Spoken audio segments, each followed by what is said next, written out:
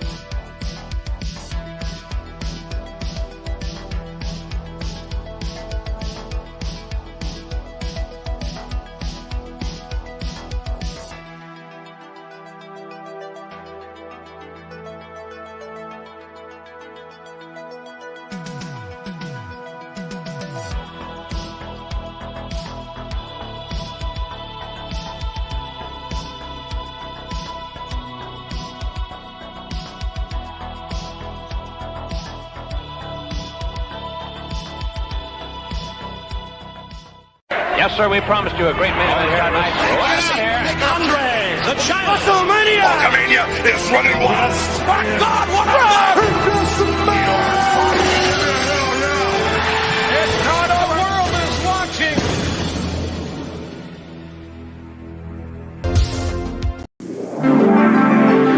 TV 20, WXON, Detroit.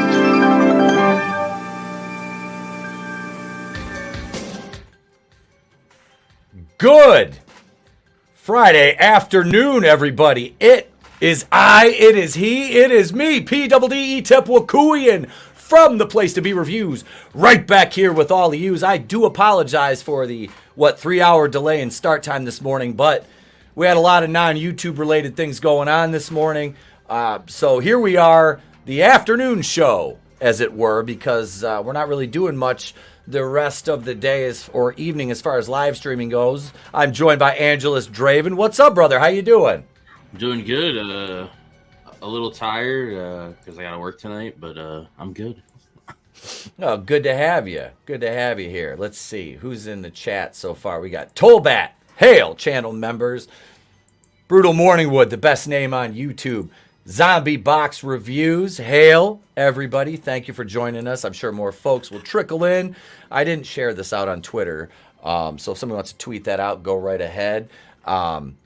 Draven's link is in the description, as it is in every video, as are the rest of the horsemen.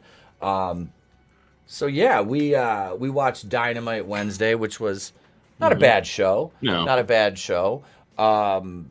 I saw part of the previous week because I watched it on the website. That's kind of how I was, because you get like a 20-minute free so I was kind of scrolling through it and watching, a little part. It wasn't bad, but I mean, honestly, this show was probably better than the pay-per-view.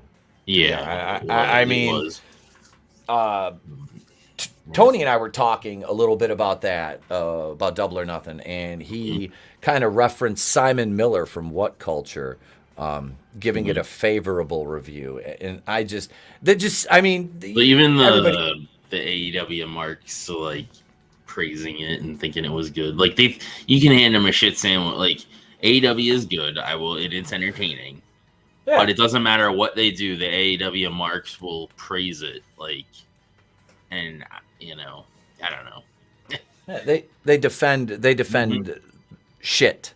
Yeah, and then that the whole like attendance thing and stuff, like with them at the shows, like the picture that is, I guess it's AEW botches or whatever, like posted. It showed it was ROH, which is fine. That makes sense that the attendance would be low. But then they also posted a video of Orange Cassidy coming down this past Wednesday, and it was the same in the stands. So I'm looking at the facts, and a lot of these AEW marks are like, they're just trying to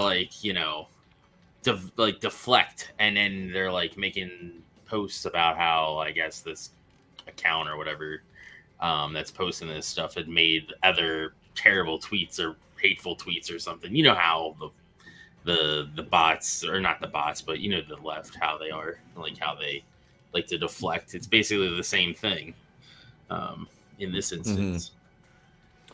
Yeah, I have a okay. And it's like, I don't care what this account posted beforehand. I'm looking at what's happening now and what the facts that are being presented to me are, and trying to look at them objectively, you know?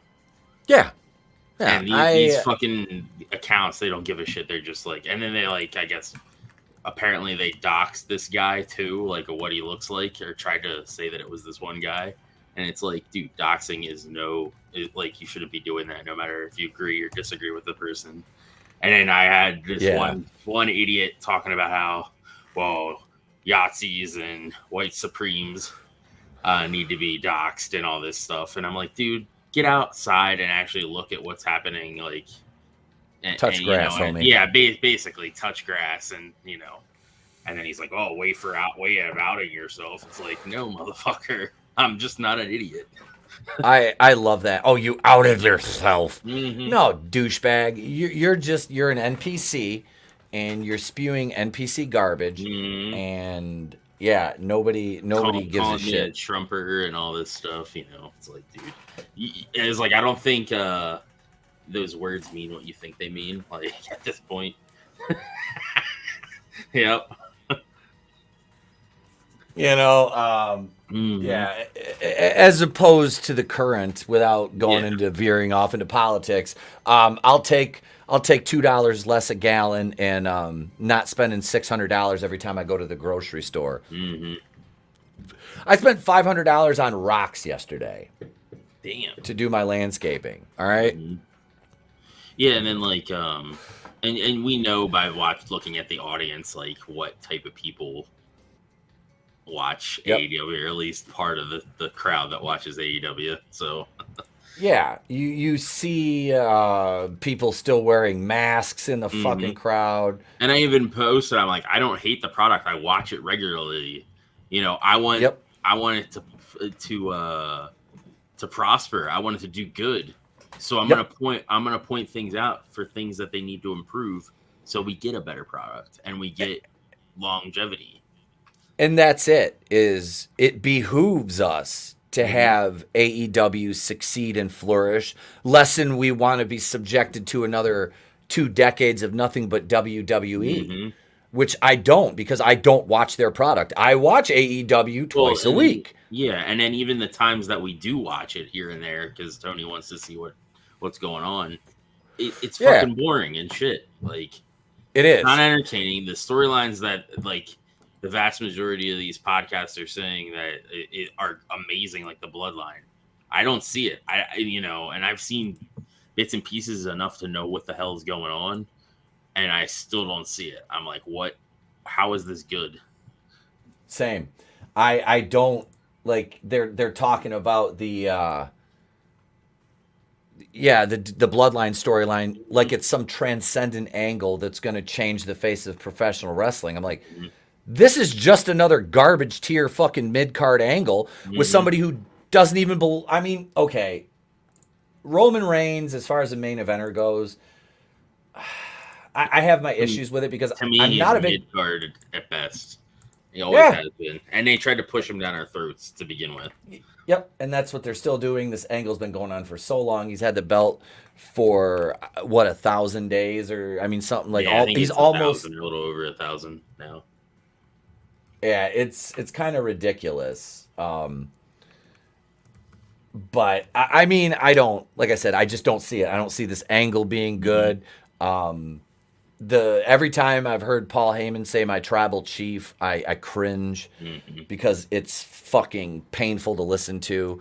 Sami Zayn, the dude's a piece of shit. You know, Kevin Owens, I respect him for his work and not being cookie cutter, but this angle is it's garbage. And now they split them up, I think. Didn't they turn them all on the Usos on Roman? Yeah, it's Solo and Roman basically by themselves, and the Usos are like against them and stuff. And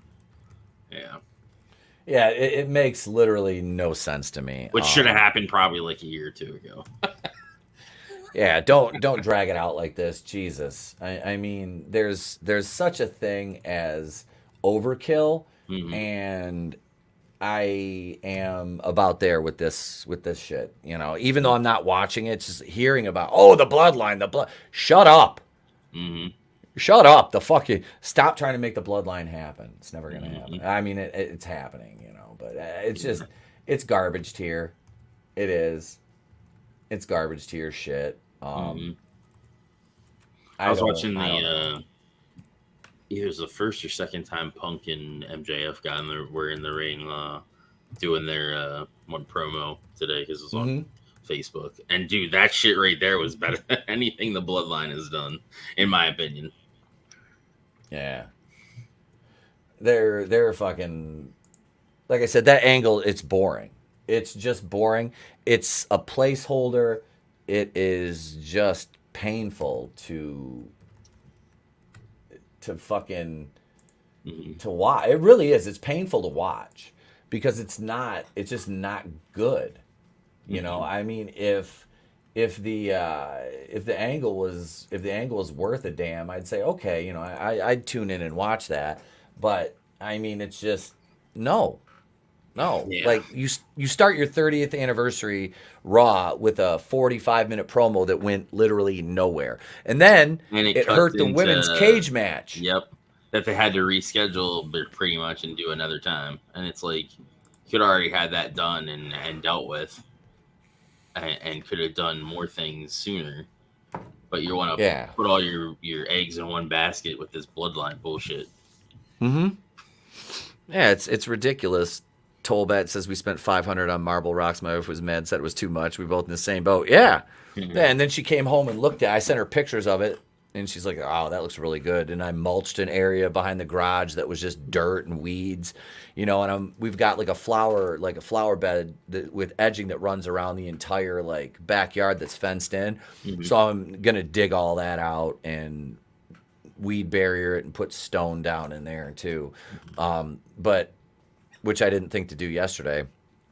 My dad's like, well, I can get the easy dump hooked up to your truck and we can just go pick up a couple of yards of stone for like $40. I'm like,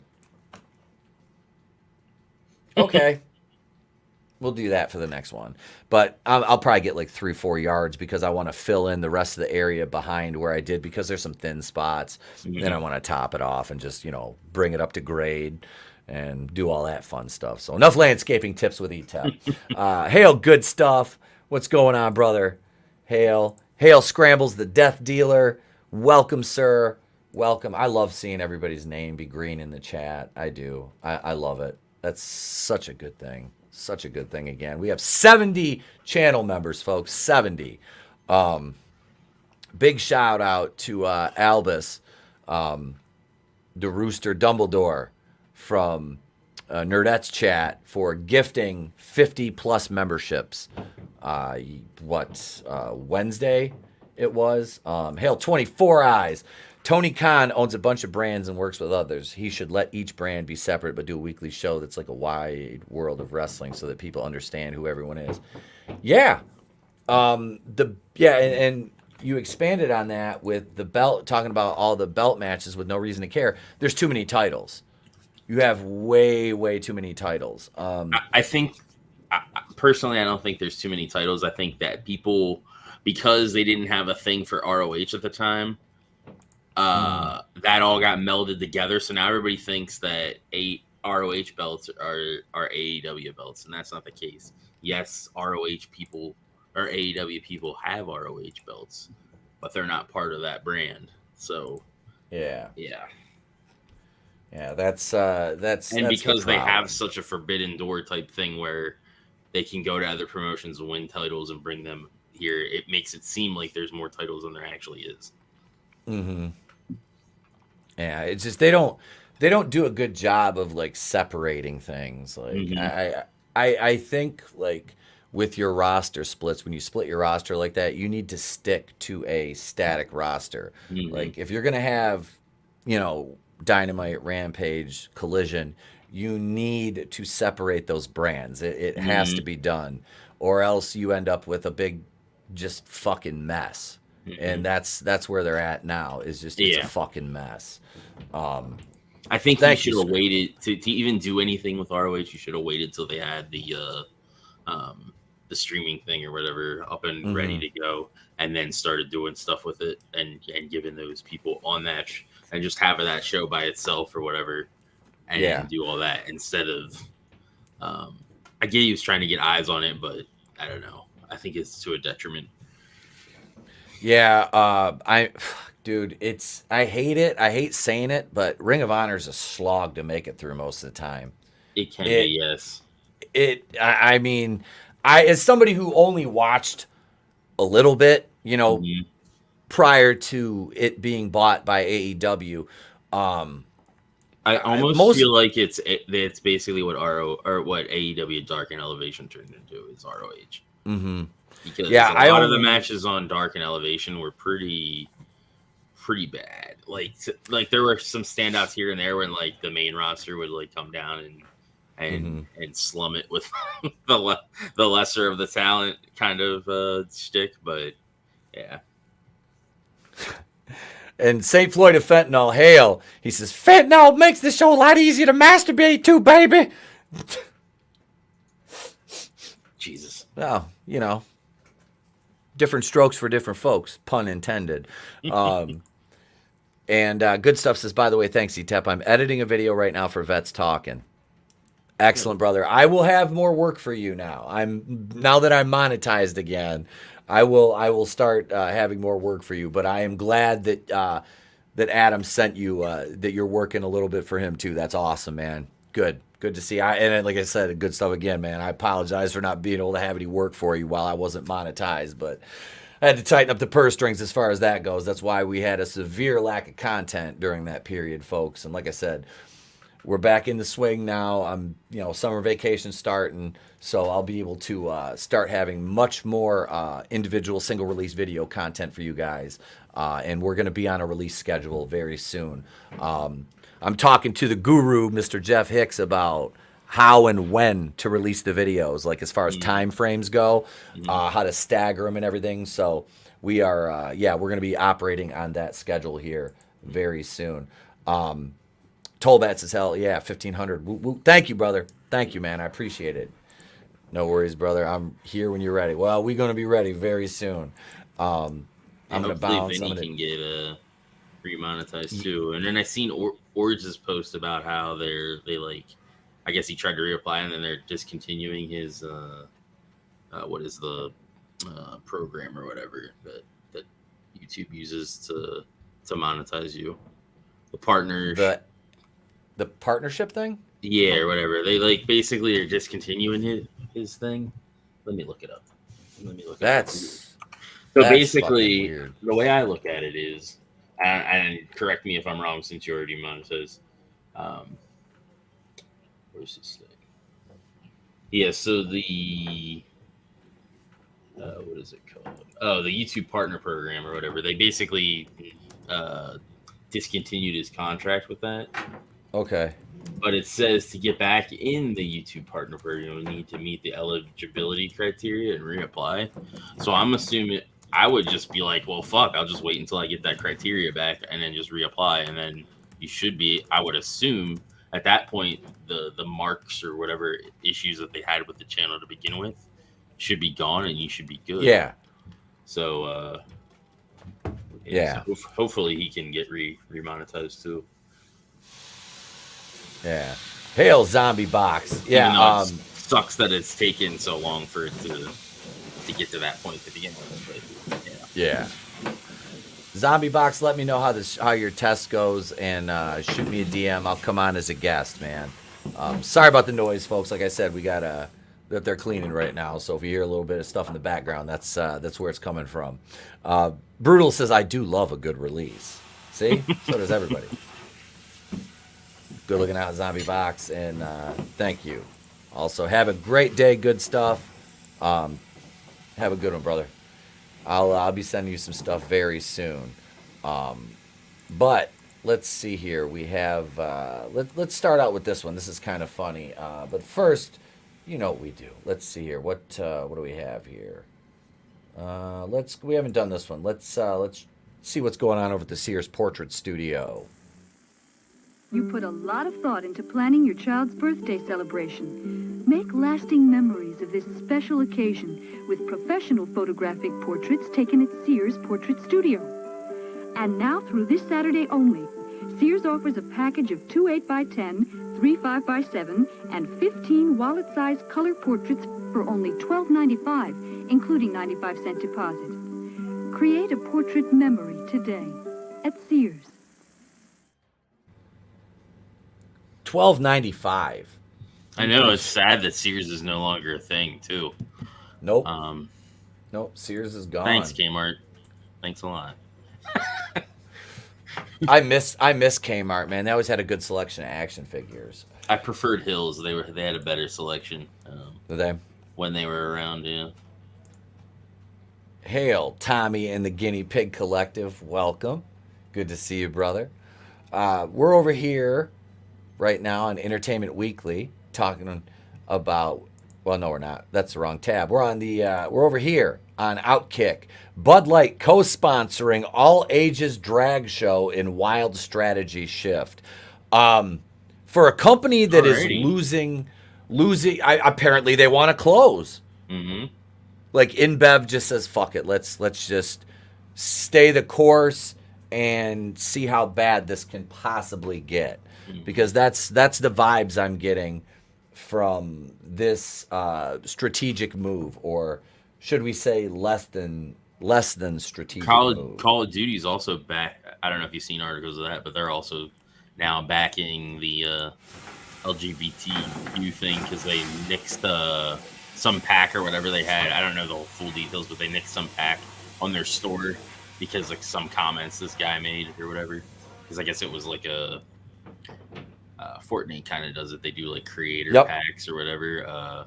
They did something like that with Call of Duty, and I guess that creator made some comments that they didn't like, so they bent the knee to the LGBT group, and so people are uninstalling their games or not supporting their games now. So, and fucking Call of Duty, you know how big that shit is. So we'll see how if people start boycotting that, how it goes. Yeah, Call of Duty is fucking huge. I don't even play it, and I know that's a big fucking thing. How are all my bigots this morning? Bigoted like usual, bro. According to the weirdos on Twitter, we're all bigots. The drag nonsense will not stop. It will only spread. It's over. We lost. That's black-pilled as fuck, but it's sadly, I mean, he's not wrong. He's not. It's fucking pathetic. This little bigot is doing well. I don't understand how you can possibly, especially because there's people that are parents that are supporting this shit. And this isn't against, the LGB. This is not. This is all the mental illness parts that come after those first three letters. And it's a detriment to society. It's a detriment to children in their upbringing to expose them to this. It's such an early impressionable age. This is showing that you are in favor of the dog bathing enthusiasts.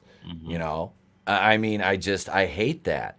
And it makes me sad that there's kids that are basically being indoctrinated like this. And I know, well, what about the church? Well, that's a whataboutism. That's a whataboutism. And I've been very vocal about how but churches at least have good morals, and for the most part, and it's not pushing degeneracy. Like there's a difference between being taught to be good to people and trying to do things with children and stuff like that. And those people, no Catholic has ever said, "Oh, that's fine," about that shit happening. Nobody has ever said that shit's fine.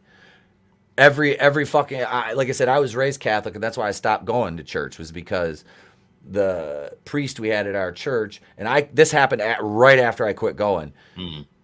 with two, it happened to a couple of the guys that I was in catechism with. Oh, wow. And at that point, I was glad we found this out years later, because shortly after that, this priest just disappeared. Mm-hmm. And we got a new one, and I quit going. I said, I'm done. Yeah. I'm done.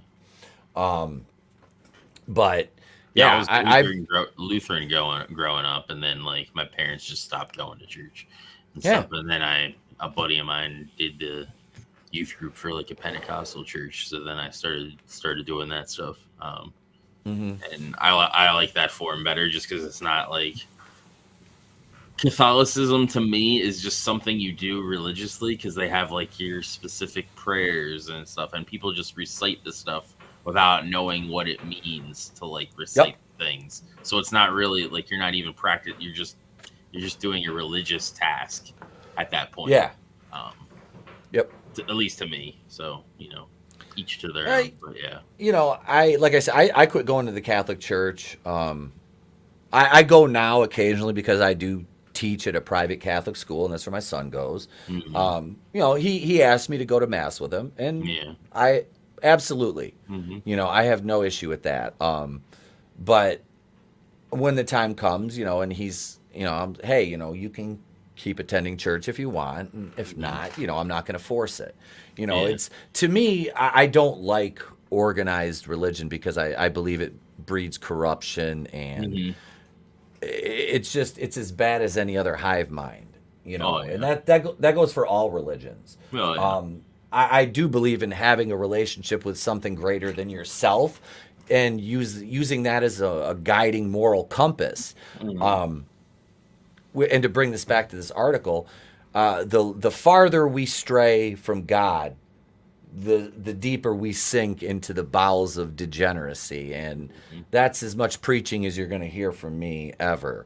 And I'm not saying that gay, lesbian lifestyles are degenerate. Not in the slightest, not at all. Because if you're, like I said, I'm adamant. If you're an adult and you are in love with somebody who's an adult, and as long as it's, everybody's consents to everything, and then that's fine. You can love who you want to love, but when you start bringing kids into it, that's the issue. And like I said, the mainline part of the gay, lesbian, bi community, they don't want anything to do with these people. And drag shows, I don't give a shit. I could care less if you have a drag show, if you want to go to a drag show. Just don't do it around kids. Don't do it in public. It has no place there. It belongs behind closed doors. That's the caveat to everything right there. Yeah, it should be of a specific age, and that's like when you're an adult. Because most of them take place in bars anyway, so it's like you might as well just lump it together. Yeah. St. Floyd says, with a little systemic racism and a lot of hard drugs, you too can have yourself immortalized by the American government. He's not wrong. He's not lying, but he's right. And told that to St. Floyd. CJP, what's up, brother? Hail. He says Catholicism is hard on the knees. He's not wrong. For the record, Tolbat believes in Jesus. Same here. Hey, Papa Cotton, what's going on, brother? Welcome. Tommy and the Guinea Pig Collective, the weirdos, thought Dante's Inferno was something to look forward to. Yeah, apparently they did. So we'll take a look here. Tommy Laren, what a dime. Anheuser-Busch has reached out to Outkick, saying Bud Light is not a sponsor. Both parties have since issued a statement. You can read them here. We'll take a look at that after this. The new marketing team over at Bud Light and Anheuser-Busch has employed a wild strategy to dig itself out of the Dylan Mulvaney hole. That's a poor choice of words. Right? That's a very poor choice of words. Amazingly, Bud Light appears to be a major co-sponsor of an all-ages drag show out in Arizona. That's right. The beer company that's been absolutely gutted on Wall Street has decided to co-sponsor an all-ages Pride event in Flagstaff. The party, aptly called Pride in the Pines, includes drag queens and other performers. It lists Bud Light as one of the companies sponsoring the June 17th event. The event is listed as a family-friendly event and a family festival event and a family-friendly event. Safe space for all visitors. I know, right? I want a flamethrower. I don't want to live on this planet anymore. No. just have a meteor hit everything and just wipe it out now. Can we just do it now? Can we just end it? Bud Light and Anheuser-Busch double down. Incredible. Just when you think Anheuser-Busch and Bud Light were on the right track, and by that I mean plummeting sales numbers weren't as bad as last week, they turn around and do something like this. Other big name companies sponsoring the event include Old Navy, big shock there, Toyota, no surprise, and Coca-Cola USA, according to an event flyer. The good news is, I guess, is the Northern Arizona Pride Association lists a no nudity city ordinance for all gender forms, for both gender forms. Mm-hmm. Both, because there's only two. As one of the regulations for the park that the event will take place in. Family friendly indeed. Don't believe me? Check out this picture from the event's website. Does this scream fun or Jesus Christ? That's ridiculous. You talk about a soy boy. Yep. Like, first of all, I bet you the father of his wife's kids is very happy that he's such a beta. Mm-hmm. Looks like a blast. Just an unreal move from Bud Light here. By the way, I'm sure they agreed to sponsor this event long before the Mulaney disaster, but still, it's a wild decision to stay on in light of everything that's happened. Sales have steadily plummeted for 2 straight months now. Anheuser-Busch stock is in the tank, and reports surfaced yesterday that if the numbers don't get better soon, Bud Light could lose shelf space in retail stores come September. Perhaps this won't be the case out in Flagstaff, though. Damn.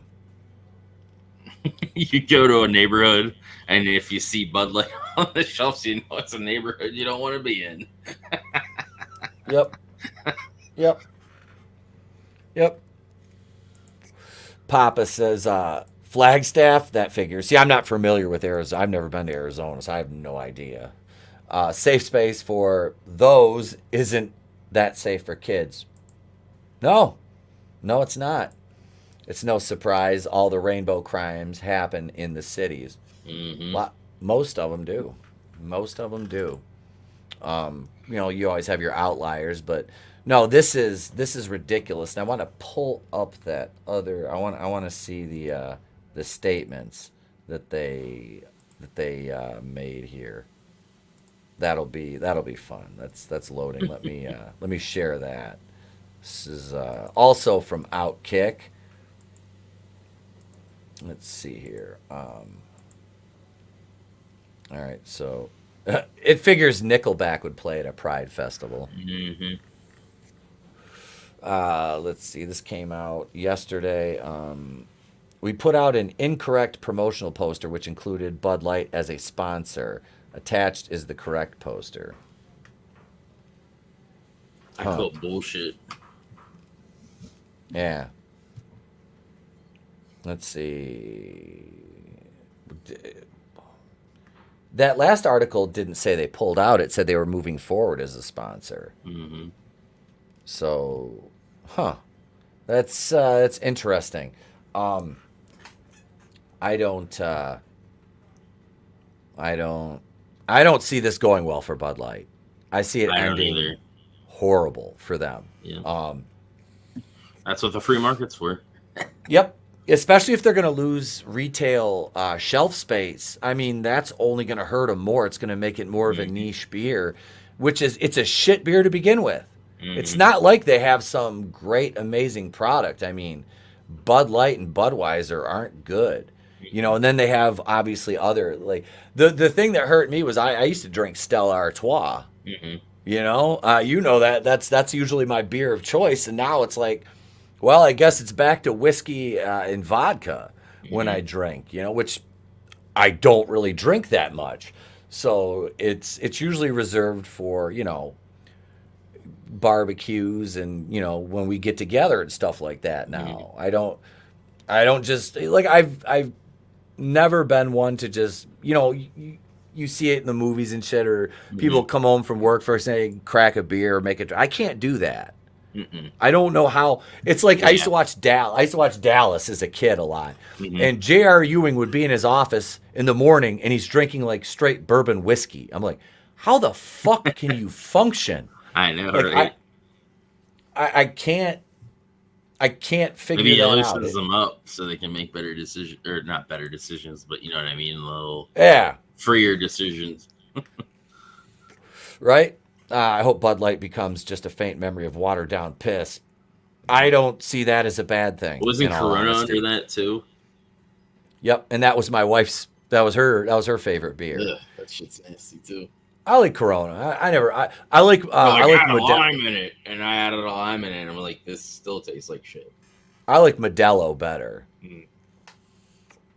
Modelo's good. Let's see. I like the descriptive of the article writer. Zach lives in Florida, will never leave Florida for obvious reasons. Right? I should have pointed that out, but I noticed I was kind of reading through it. I was like, I like this. CJ, look at this paragraph.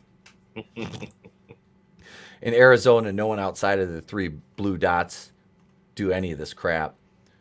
That sounds right. Look at this photograph. Used to be a guy named Matt. Now her name is Kim. Look at my old school. You and Nickelback joke, gross. Pursuing Paranormal. What's up, Cody? Hail, brother.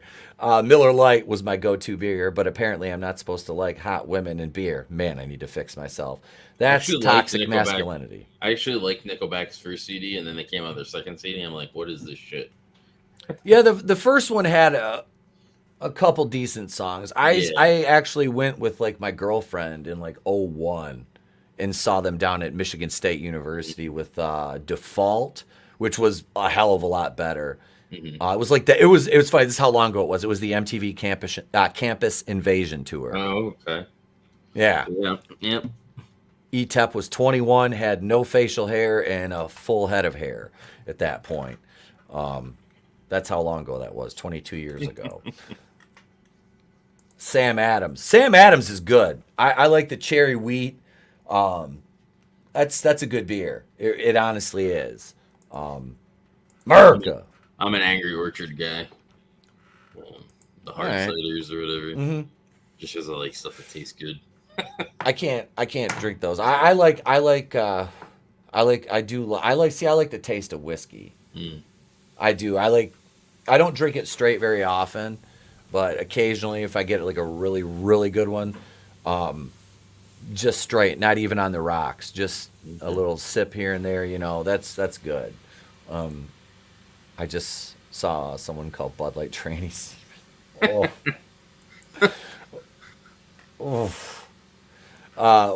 Sam Adams Winter Lager is good on tap. Yes. Yeah, Sam Adams it's good out of the bottle, but it is far better on tap. My favorite beer is Salt Life beer. Never tried it. I don't imagine they sell that up here. I'd probably have to go to like a specialty like retailer to get that, but I'll have to be worth a try. I'm gonna order one. Maybe order a 6. I need to do that beer of the month club, but I drink like one of them. It'd sit in the I got a fridge full of beer in my garage. Freezers full of nothing but liquor. I've had it for 2 houses now. Like not the beer, obviously. I would have thrown it away, but the liquor. Randy, it's liquor day. Hail, awesome one. What's going on? Yo, Tap. What's going on, brother? Hail. Let's see here. We do have. There was an article on bounding I wanted to talk about. Where is it at? Let me see. Oh, is this one right here? They've released some new ones. This was from this morning. No, I don't want an ad, you son of a bitch. Jesus. What kind of hotel is this? Here we go. This is funny. Across the Spider-Verse director reveals the sequel story is a commentary on the fans who don't see Miles as Spider-Man. Well, that's because he's not Spider-Man. And Spider-Man fans know that Miles Morales is not Spider-Man. No, that's Peter not difficult. Parker is. Yeah. And it's funny, I was listening to Good Morning Pop Culture yesterday morning. Jeff, is a huge Spider-Man fan. And he was talking about that. He's like, I don't need a million Spider characters.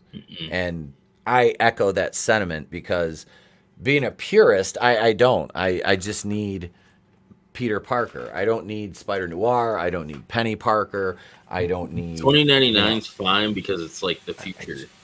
And obviously Peter Parker's dead by that point. Like, and so it makes sense. I just need this. Yep. This is what I need. These are from 1985 and 86 up to maybe 91. That's all I need. That's all I freaking need. You know, Miles Morales can be, you know, what is it, Web or Kid Arachnid, whatever. He's not Spider-Man. That's funny. For everyone, they just recently try to bring back Spider-Boy or some shit? I have no idea.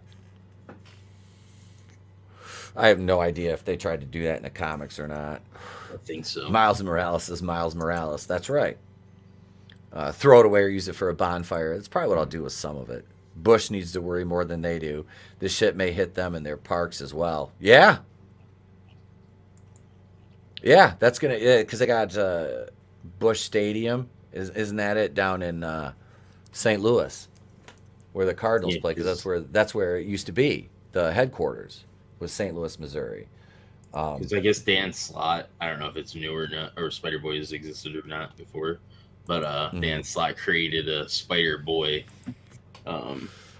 recently, and he's pushing to get Insomniac Games to put it in their Spider-Man 2. Dan Slott's a piece of shit. Yeah. He's like one of those cucks that blocks everybody on Twitter. Let's see here.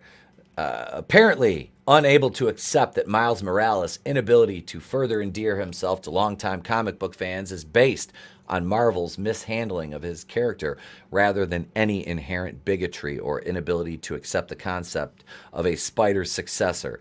The directorial team behind Spider-Man Across the Spider-Verse have revealed the film's core story is a commentary on the very readers who declined to acknowledge the fledgling hero as a real Spider-Man. Well, he's not. I don't understand why the mantle needs to be passed. You know? He was originally an Ultimate Spider-Man anyway. He was never mainline Spider-Man, well, a Spider person anyway, until like recently, I want to say. Papa says, I'm so burned out on Spider-Man. I'd be fine with just sticking to Spider-Gwen parody porn. At least they won't kill Uncle Ben doing that. This is true. Yeah, but now they're trying to push and make Spider-Gwen trans, so unless you like, no. You know. Please, no. So I don't think that's a good place to... Yeah.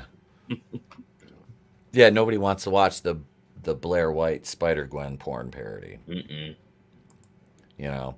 The trio of Joaquin DeSantos, Kemp Powers, and Justin K. Thompson making his directing debut after serving as a production designer on Into the Spider-Verse proved this insight into Miles' latest cinematic adventure during a recent interview given to YouTuber Johnny Two Cellos on behalf of the Nerdist.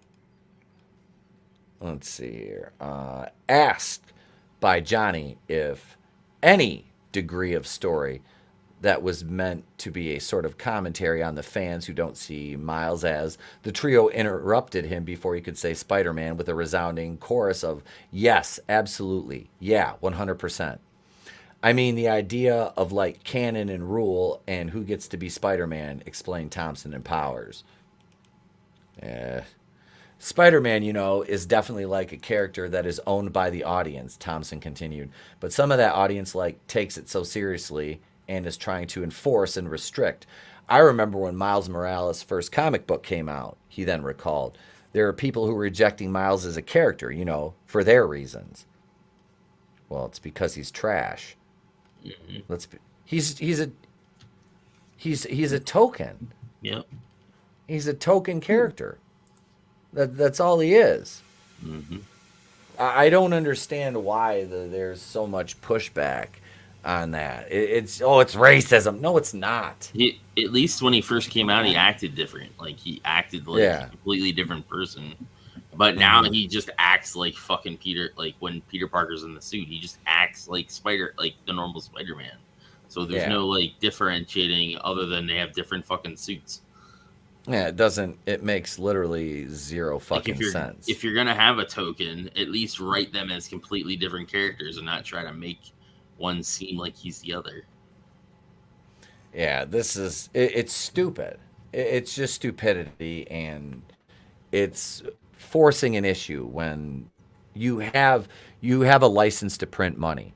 Spider-Man is in the top 3 in merchandise worldwide for superheroes. Yep. Spider-Man, Superman, and Batman.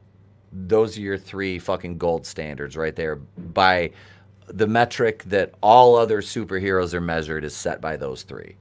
And you can say what you want. You can try to make, all these other ones happen. Just like the movie Stop It, it's not going to happen. That's the problem. And we have this garbage. That's what we get, and it's fucking pathetic. It really is. That's not how we think it should be, the director asserted. We wanted to talk directly to that almost stick to that almost stick it to that mentality and really reinforce the message of no, anyone can wear the mask. Well, anyone can put on a suit of armor. And anyone could wear the mask. It doesn't make them Spider-Man. And if Spider-Man is a character that is owned by the entire world, Thompson concluded, the entire world should be represented in that character. So the entire world is black? The entire world is half black, half Puerto Rican? I mean, I'm confused here. What are they saying? I mean, it's fucking stupid. Like, okay, so if the character's underneath the mask, what difference does the color make for the original character then? And they're going to say that, well, why does it matter if they change them? Because that's not the character. That's not Spider-Man. And like I said, I'm a huge Blade fan. I have never once been like, man, I wish Blade was white so I could actually see myself as Blade. Yeah, same. And I am a vampire, so. Yeah. So take that, fucking society. I am a vampire, and I'm not like, man, I wish he was a white vampire because, I'm a white vampire. Yeah, damn it. You bigot. MJ is more believable as a Biachi Frankenpeen. He says, Papa says, don't do Gwen like that. Because Pursuing Paranormal said Elliot Page for Spider-Gwen. Oh, God. Hail, my fellow rogue. Author Stephen Walton, a.k.a. Lodanis Dragonstorm. Welcome. Tolbat says, Spider they, them spider they, them does whatever a spider can. Spins a web, any size, catches thieves, just like flies. Look out! Here comes the Spidey, they, them. Listen, you, they, them's got radioactive blood. Can he swing from a thread? Take a look overhead. Hey, there goes the spider, they, them. That's good. There's author Stephen Walton. Hail, brother. Nice, Tolbat. If Disney were to change Yoda to purple, would it still be Yoda? No. No. No, it's not. Because those people are green. Yep. Not purple. Every member of Yoda's franchise, species we have seen has been green. So yeah, they that's not. Ugh. Yeah, you can't change Yoda. Tommy says, "Let Disney burn to rubble already." Yes. Banned from what? I can see your comments, bro. You're not banned. I can see on the main chat too. And may all the I watched it so you don't have to go up and smoke with Disney, right?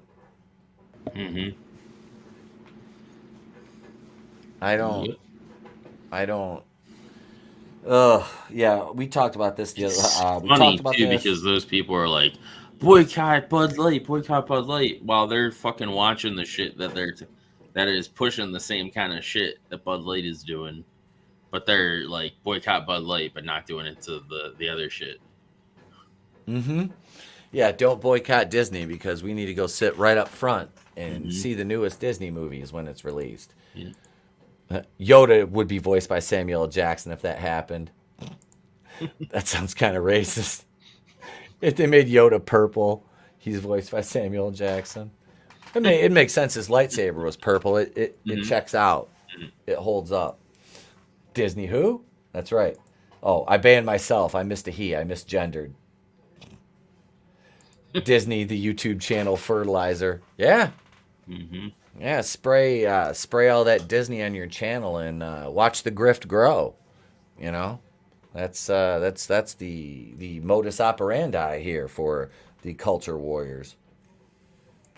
It's not easy to be green. Look at all the tiny dead younglings.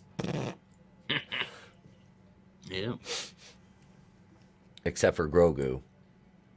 Right? That's like I'm playing that Jedi Survivor. It's like I don't remember Star Wars ever having like all these people that have like different fucking accents. Like there's this alien that has a Jamaican accent. There's an alien that has an Australian accent. It's like, what the hell? I don't ever remember Star Wars like having real world accents in them for their aliens and shit. Yeah. It doesn't make sense. But then again, it's Disney. When it's like, how would an alien that doesn't live in those areas in you know a fictional world even have those accents? Because those places don't exist. You know what I mean? Yeah, it's weird. Like it's a galaxy far, far away. You know, it's a long time ago in a galaxy far, far away. Not not today. Not set in 2023. Hey, have a great day, author Stephen Walton. Have a great day at work. Yep. And we will see you, my fellow rogue brother, and we'll see you soon, sir. And then they have two gay relationships in that game too. They have the Jamaican accent alien is in a gay relationship with a black lady, and then the penis dick monster is in a relationship with this black dude. Jesus, why? I know, right?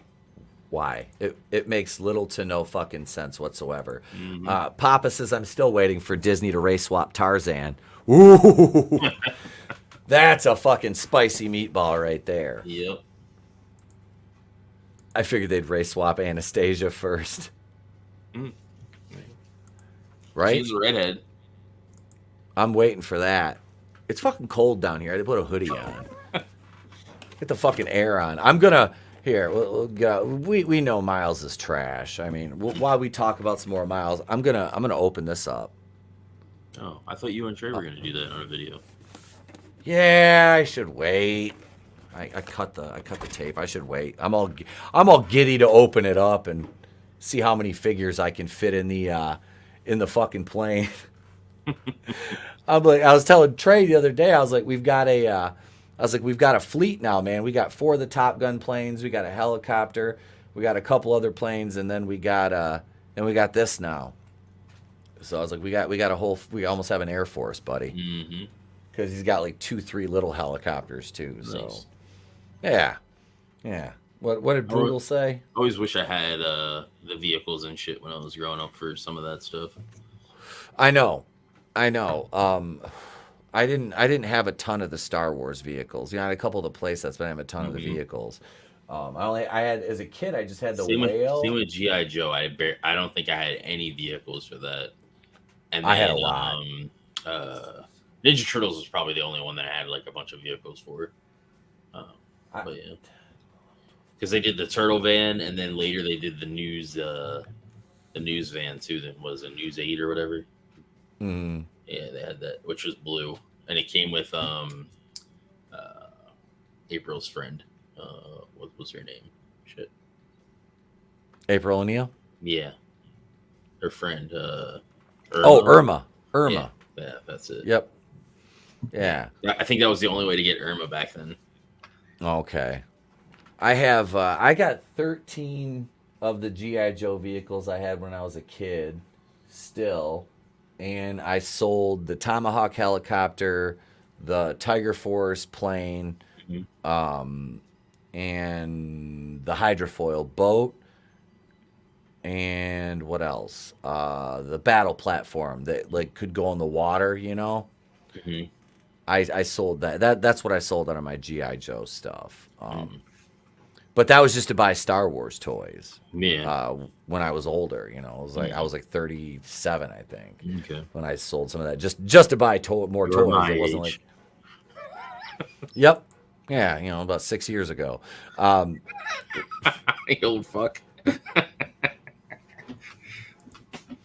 You son of a bitch, Draven. That's for giving me shit all the damn time. I gotta Wait. get right back. We haven't played this yet. It's June. What are you, gay? There. We haven't played that yet today. Hail figure drawing. Big 2 for art. So many dope artists. And indie for story. So many lame artists. Yeah. Hey, Keely Chow. Welcome. Welcome. We're just kind of bullshitting right now, buddy. We're just kind of shooting a breeze. Nothing like an entire family being murdered in cold blood to base it. Oh, he's talking about Anastasia to base a Disney children's movie on, right? Yeah. Does that have the what's bat in it? And it had what's his name? The villain. I forget the villain's name.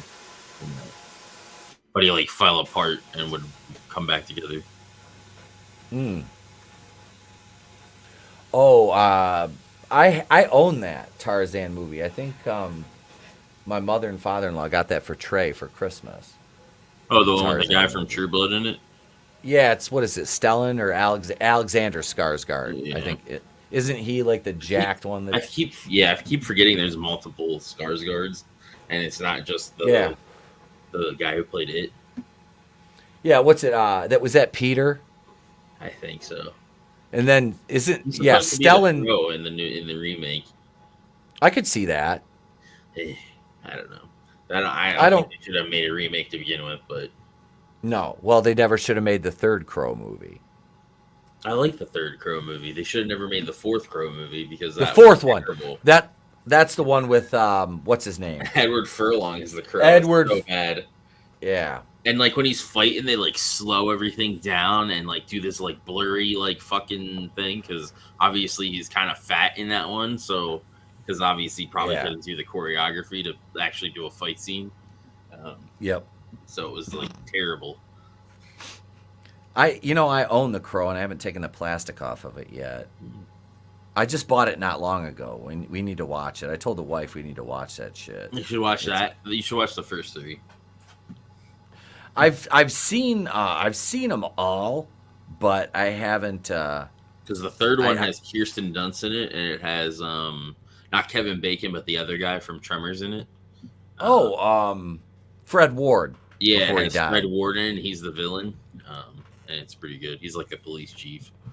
What was it? He was. Oh fuck! What was he in? He was supposed to be like a big star. What was that movie he was in? He played a cop. He was like fuck. I can't think of the name of it now. Clone Geek says, "Hey Draven, how's the Down syndrome girl search going?" God damn it! And then Papa says, "I think it's a little slow, Clone Geek." Jesus Christ! I don't even have to give you shit. They're doing it. I know. It's not me. It's them.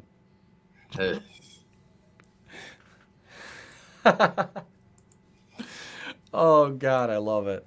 I love it. That's fucking funny, man. You like one Down's chick, and apparently now you like them all. Yep, that's how it goes. That's how it goes here. Right? We had I have this too. Let me open this one up because you watched the show Sleepy Hollow, didn't you? Yeah, I watched the season where they had the Bones crossover, and then I stopped. I didn't see the last season. Remo Williams, that's it. Brutal. Remo Williams. Yeah, he was supposed to kind of hit it big after that, and never really did. It didn't. It's sad too. But this is funny. Sleepy Hollow showrunner accused of racism on set, telling people not to talk to crazy star. Maureen Ryan's explosive new book, Burn It Down, alleges very us against her environment for the Fox thriller's black female lead, Nicole Behaire. Yeah. For Fox's supernatural thriller, Sleepy Hollow failed its black stars and writers on what has been described as a hellish and miserable set, according to an explosive new book that explores patterns of harassment and bias in Hollywood. In Burn It Down, out now, journalist Maureen Ryan details conversations with production staffers who allege a wide scope of conflict, including very us against her environment cultivated against the show's black female lead, Nicole Behaire, who was allegedly labeled difficult by a predominantly all-white male staff under showrunner Clifton Campbell. Okay. Doesn't mean you're racist. You're just being difficult. Right. Yeah. The series followed Bahari's Abby Mills. What do I call him? Behaire? Bahari's Abby Mills, an upstate New York sheriff's lieutenant, solving crimes with a resurrected Ichabod Crane, played by Tom Mison. Orlando Jones, who played Abby's boss, Captain Frank Irving, said Bahari and Mison were both out of their depths when it came to adjusting to being leads of the show, and no one was helping them. He cited a double standard, noting that Bahari did not engineer any of that. A man of color who worked on the show and identified only as Robert echoed similar sentiments, noting that Bahari and Mison, who is white, went through steep learning curves that sometimes involve friction with colleagues, but Bahari's behavior was weaponized against her in a way that Mison's was not. Okay. Clancy Brown's in that too. Oh, was he? Yeah, he was the police chief before he got his head chopped off by the Headless Horseman. Nice. I didn't know he was in that. She sees him in like flashback, like because basically he was like doing like the supernatural shit before she like you knew all about like all the past and shit of the town and all that. So, all right. Yeah. Yeah, did you see this? Multiple government military sources claim the U.S. has retrieved at least 12 alien spacecraft. Did you see that? Mm-mm. I heard about that yesterday. Wow. I was like, man, that's fucking crazy. Because remember Trump released all those UFO documents, but a lot of them were still redacted. Yeah.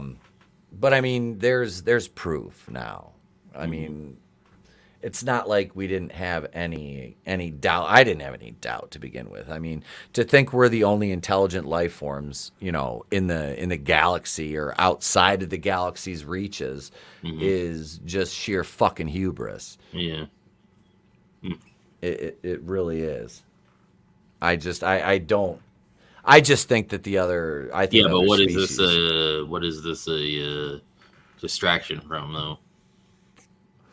I don't know. I'm getting ready to. Never mind. Steal another. You know what I mean. I like Brutal says, yeah, I like Remo Williams had a young Captain Janeway in it too. Oh shit, I didn't know that.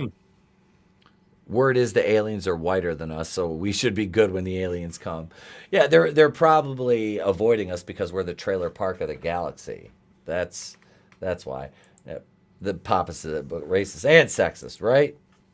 Right?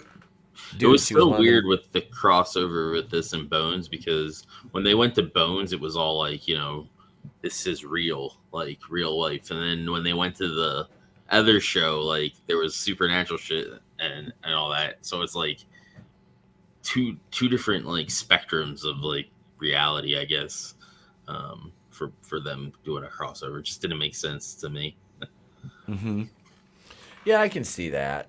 Because it's such a contrast, a stark difference in the way one show's set up and run and written, and then compared to the next one, which is, deeply rooted in science, as it supposedly, Yeah.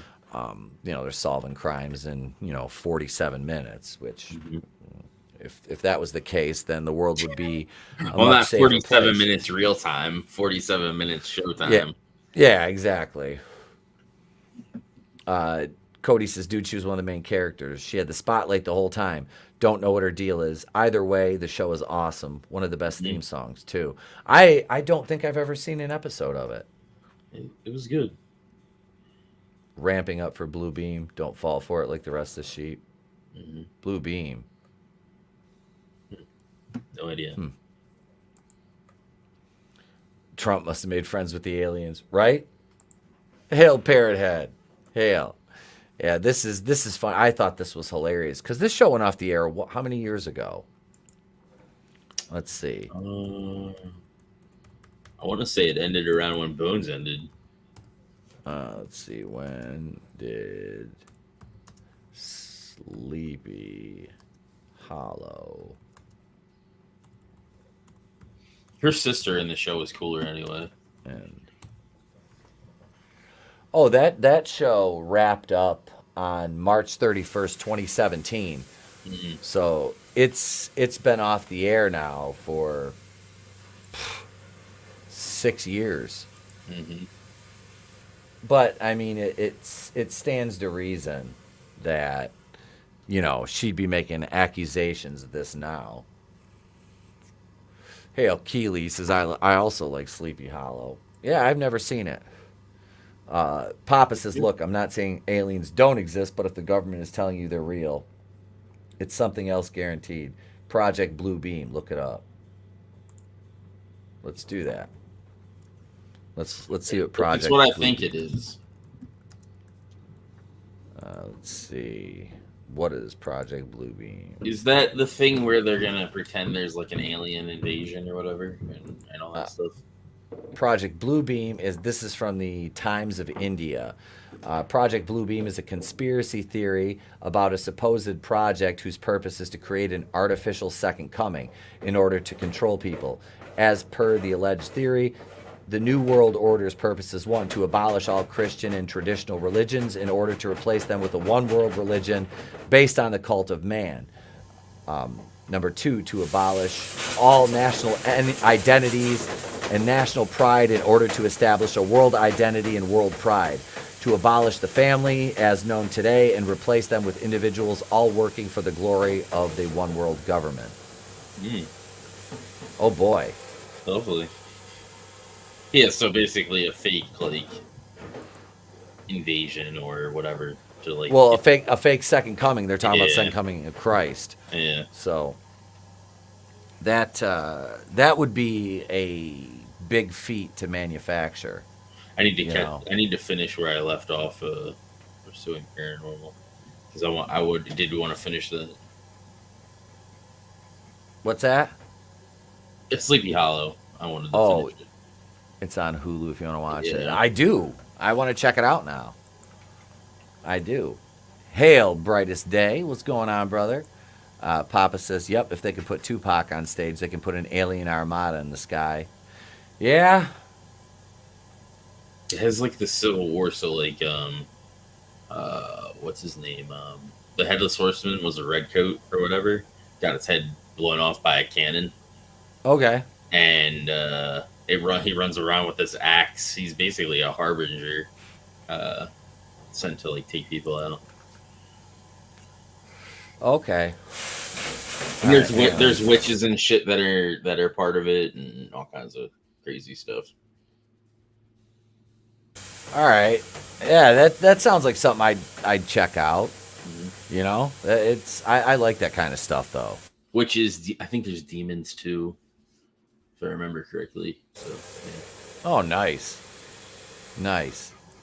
Tolbat says I will send a drone to see if it's a hologram first. Yeah. Oh, we doing Tinfoil Friday? It kind of devolved into that. Brightest day. Cody, Pursuing Paranormal, says I live near NASA and a Space Force base. I'll let you know if I see aliens. I forgot about Space Force. I did too.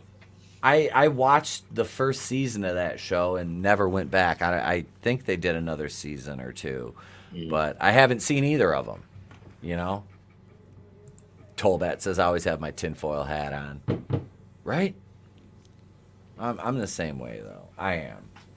Stuff like that, like I got called a conspiracy theorist 4 years ago. You know, well, it's pretty much all come to fruition. Yep. And it was the people batting that were 100 saying, by now. oh, God, yeah. All the people were like, oh, Alex Jones is nuts, this and that. And it's like, oh, well, here we are. And what do you know? All of his shit that he was made fun of and castigated and, you know, cast out of the media for, it's all come to fruition. Mm-hmm. You know? And, yeah. Conspiracy theorists should be called oracles. Just about. That's not far off from the truth, Papa. It really isn't. Yeah, this shit is absolutely the gaslighting that goes on in media, and that encompasses entertainment too, because this is what we're being gaslit. You know, Yep. That's the problem, and nobody does anything about it. They just let it happen, and it's fine. And here we are. You know, here we are, just a freaking shell of what we are supposed to be as a country. You know. Mm-hmm. Wait, what did NASA has no damn clue. Everything NASA puts out is photoshopped. No? Okay, so Draven, do you believe the moon landing was faked? I really don't know, honestly. It could be real, it could not be. I don't know. I don't know. I was kind of discussing that with somebody the other day, and It is a little like weird that we never went back to the moon. that was what their argument was But that we never went back. maybe they have gone back and we just don't know it. Yeah, like they tell us everything. Obviously, Yeah. I don't have a tinfoil hat, but I do have a brown paper bag. Same. I know. I've been screaming crazy shit for years. Tolbat says, eat, obey, eat, consume, buy, repeat. That's what they want. We went to the moon. The real footage was not shown. Okay. That I could believe. Yeah. So you think they actually shot that footage of the moon landing in a sound stage? Like Possibly to make it seem like that's what actually happened. Yeah. Like the Family Guy fucking... Because the footage that they probably had wasn't anything, you know, because during that time, like, our tech was kind of not the greatest as far as that stuff, but... Yeah, That's another thing about aliens visiting us is, don't you think we would have been able to integrate technologies by now? You know, what if AI isn't really AI? Or maybe they're trickling it out slowly because of to not alarm anybody. Yeah, you know, not set off any. But I mean, there's a lot of things now that it's like, you know, 15 years ago were considered quote unquote alien. Yeah, they do have those jet things that people can like the one arm like jet thing or whatever that they have. Oh, the jetpacks. Yeah, sort of, but it's like they have them. They have the things on their arms and shit, and on their feet. Yep. Yeah. Hey, I got a meme from Parrot Head I want to show here. Yeah. Hang on, let's see, right here. Yeah. He's not wrong. No. He's not wrong at all. Hang on, we got this one too. Wait. What is this?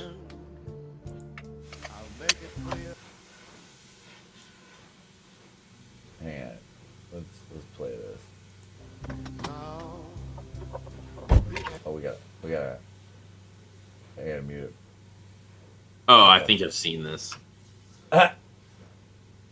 And it's he puts a bunch of seatbelts and shit on because she's a terrible driver. Yeah, that makes sense. It's a woman. Yep.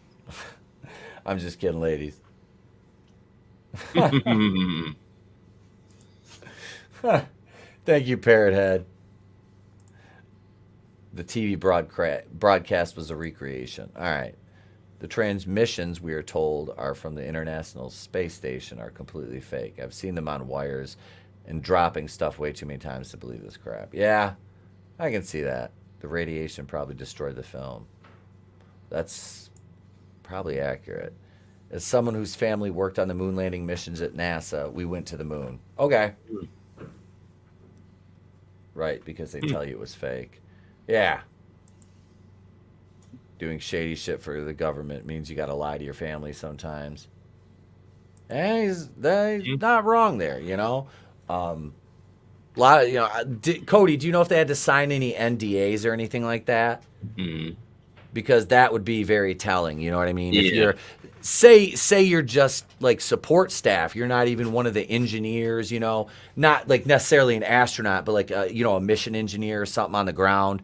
You know, there's the support staff that doesn't do all the big things. Like if they make them sign NDAs, then or depending on what their job was, I don't know. I don't know what their job was, Cody, or anything. Your family member that worked for them, but for NASA.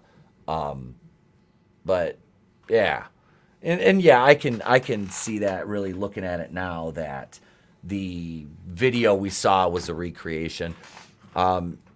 Let me hang on. Let me see if I can. I want to find that. I wonder if that's. Let's see. Hang on.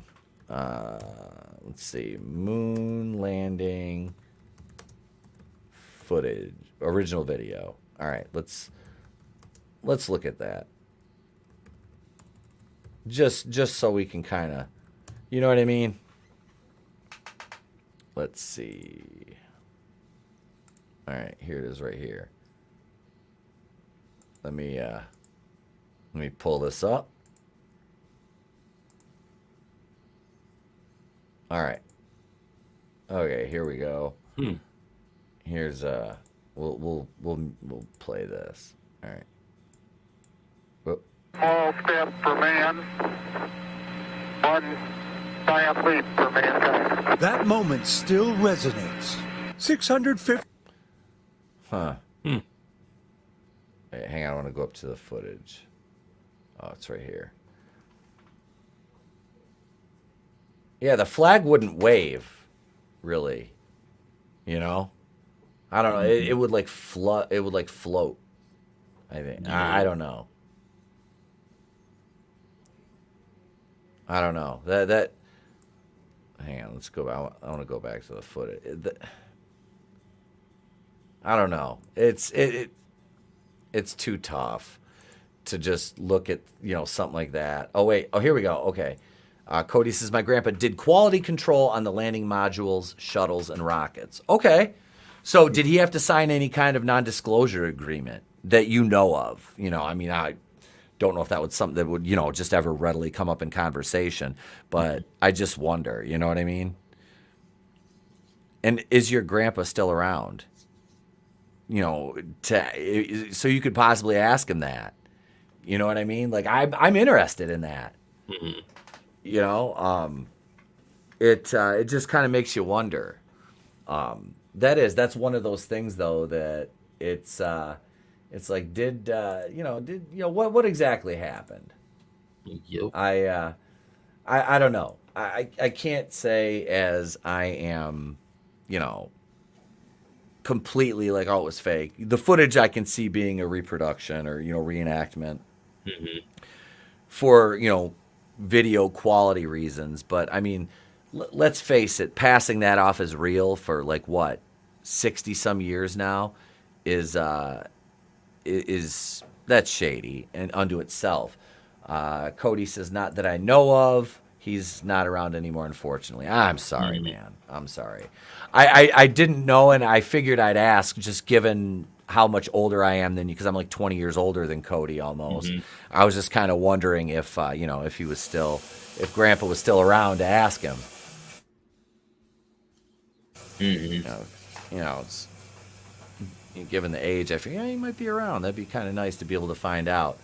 Tony, what's up? Wait, what did, let's just go, Tolbat. And everything on the government, everything in the government is need to know. Yeah, it is. It is. I'm listening to Alanis Morissette. Bye. Thanks, Tony. Thanks, Tony. Yeah, there it is. Everything in the government. Is he listening to the Thank You or whatever? One where she's that's the one she's. Thank you, India. Yeah. Thank you, confident. It's bad that I even know that shit, but I just watched that video to see her naked. Back in the day. I wonder if Uncle Joey did the same thing after they broke up, because that's who she was dating, was the Uncle Joey from Full House. Oh, really? Dave Coulier. Yeah, that's who You Ought to Know was allegedly written about. Oh, interesting. Was her breakup with him. Head over feet. Thank you, suckers. You've already won me over in spite of me. That's not a bad song. And now Papa Cotton's gonna call us gay. And then the one where she's in the car with herself, with her other versions of herself, is good too. This one right here. Isn't it ironic? Yeah, isn't it ironic? Yeah. Yep. That's a good one. Yep. When it comes to clearance, when there are things hidden from the commander, in Chief Toy knows something is up. Yeah. Monitor your taste in music drives the chat. Wild Buffalo Bill noises. Oh, Tony, your taste in music is so wild. You, my dear. Oh, okay. All right, so when it comes to clearance, when there are things hidden from the commander-in-chief, you know something is up. Yeah. Yeah. Yes, definitely. The Geek Getaway, who jokingly called me woke the other day. I'd date Stephanie Tanner. Yeah, Jody, was that Jodie Sweetin? Yes. You know, it was funny. I read an article about her years ago, and after she grew up, became an adult, she married a police officer, and the entire time she was married to him, she was addicted to meth, which is fucking hilarious. She got clean, and she looks amazing now. The one episode of Fuller House where she's in the big giant, a barrel of tomato juice. She's not wearing any clothes. Is fucking amazing. Candace Cameron is still a smoke show too. Yeah. And even Kimmy Gibbler now. I was that bad either. I was going there next. I was like, yeah, I saw a picture of her and I was like, Jesus, that's the actress that played Kimmy Gibbler? Yep. Like, when did she get hot? Yep. Papa says there isn't one example of irony in that entire stupid song. Everything referenced is unfortunate, but none are ironic. Well, at least he didn't call us gay. That's true. That's a bonus. Not yet. It'll be like ... Oh yeah, and you're both gay. Tolbat, Etep, I cannot type or proofread. I am a failure at internets. Sorry, Tolbat, it's all right. It's okay. I got to get Tolbat on a stream. I still do. We haven't. I'll DM you, Tolbat, after the stream today, or DM me. That's much a better way to get a hold of me. Just DM me. Huge bazungas at the Geek Getaway. Talking about Stephanie. Oh yeah. Oh God. Wait, let me read this in the voice. Hey, Alanis, when you went down on Jerry in a theater, did it taste like wood? There you go. There you go. There you go. Cut it out. Pursuing says Kimmy Gobbler.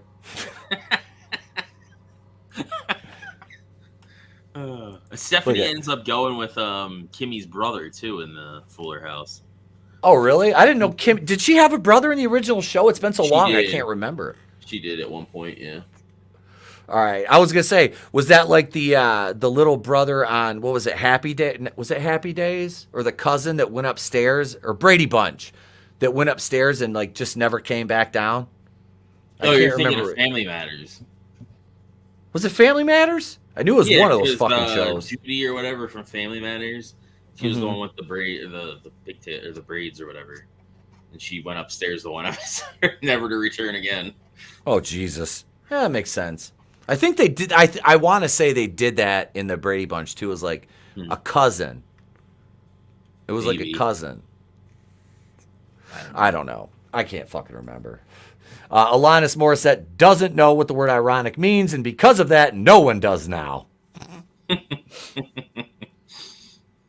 The song was wrongly titled. It's moronic, not ironic. Goddamn. Thank you, Tommy. The Geek Getaway says, I know a guy that knows Jodie Sweetin. I got a shot. Awesome. Hell yeah. Hell yeah. Wait for it. Brightest Day says, that makes the song ironic itself. That makes the song itself ironic. I mean, there you go. Tony says, Geek Getaway. You don't have to date Stephanie Tanner if you're holding an 8-ball. God damn it. Damn it. DJ was hot too. Aunt Becky was hot as well. Was it Lori Loughlin? Lori Loughlin. Loughlin. Lori Loughlin, who is also in one of my favorite. It was Lori Loughlin is her name.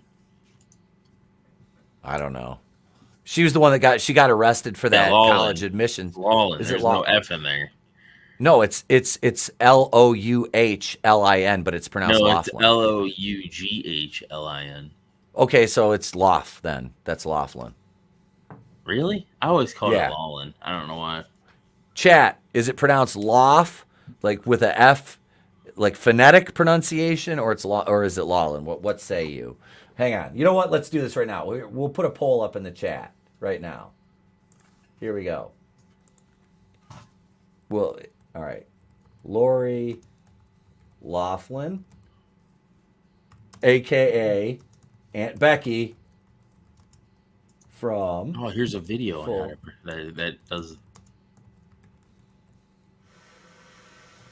Full House. How do...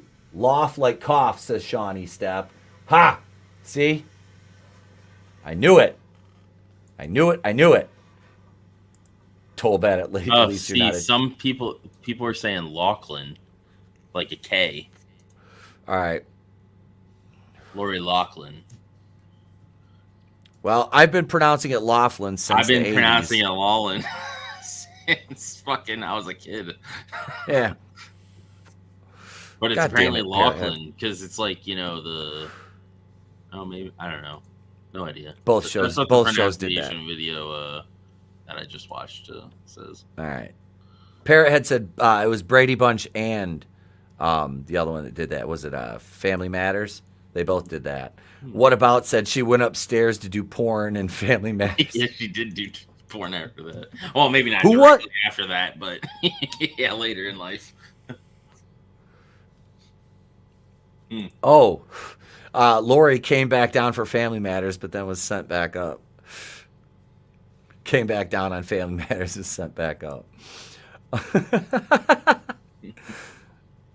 real question is, what does Tolbat do? Says Tolbat. In Happy Days, there was an older brother. That's right. There was an older brother, right. Yeah. Isn't it unfortunate, don't you think? Yeah, see, he says, Geek Getaway says Loughlin, as in Loughlin. Yeah, that's how I always pronounce it. Actually, Loughlin. Lawklin. Laughlin's surname is derived from both the Irish and Scottish heritage. Keeping that in mind, try saying it like this: Loughlin. You got it. Loughlin. It's like Loughlin. It's like Duncan MacLeod, the Clan MacLeod. Yeah. God damn it. It's like rain on Supreme Heretic's wedding day. Is he getting married soon? Yeah. What's going on there? Nice. Good for him. Good for Drew. That's awesome. Lough like cough, says Shawnee Step. Is he still in Ohio? No, he's down in like Tennessee now. Is he? He actually legit officially moved down there? I thought he was still in Ohio waiting for shit to go through. Oh, I thought he went down there. Laughlin, Nevada, says Papa. Oh, Draven, I sent you a pic of Alanis, said Parrot Head. Shawnee Step said, Happy Days had Chuck go upstairs just after Jennifer Lawrence went up. Chuck was played by a young Harvey Weinstein, apparently. Oh, nice. Nice. It's pronounced. See, Tony says. Okay. See, Tony says it's pronounced Laughlin. We even had a town 40 minutes away in Las Vegas called Laughlin, just like Papa said. It's spelled different, but pronounced the same. See? Laughlin. Papa says Laughlin. I'm going to say no. It's Laughlin. Now, I'm saying Laughlin. Because that's what the how to pronunciate things says. So long, gay boys!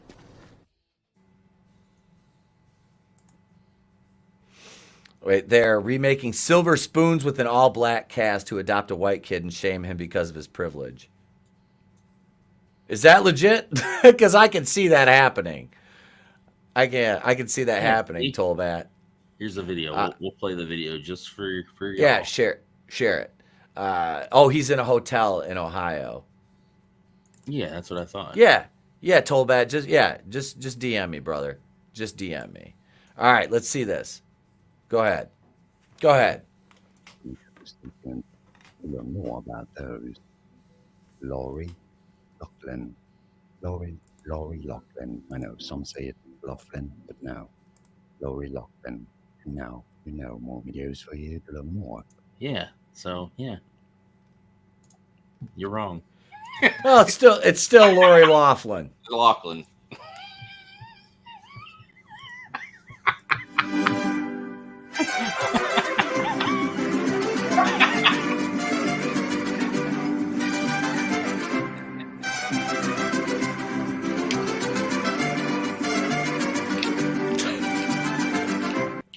Hey.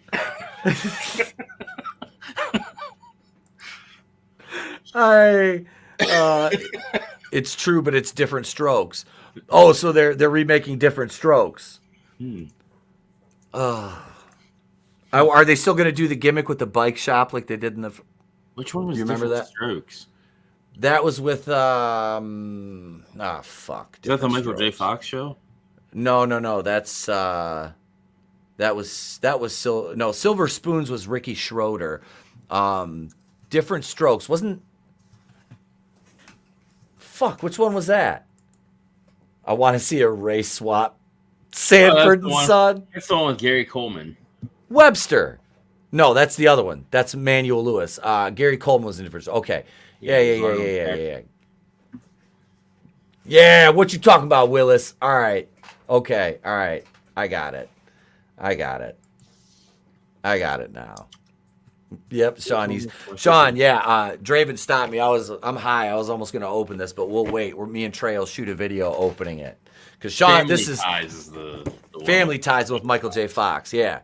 And do you know who else was in Family Ties? Who played the dad? Go ahead, look that up.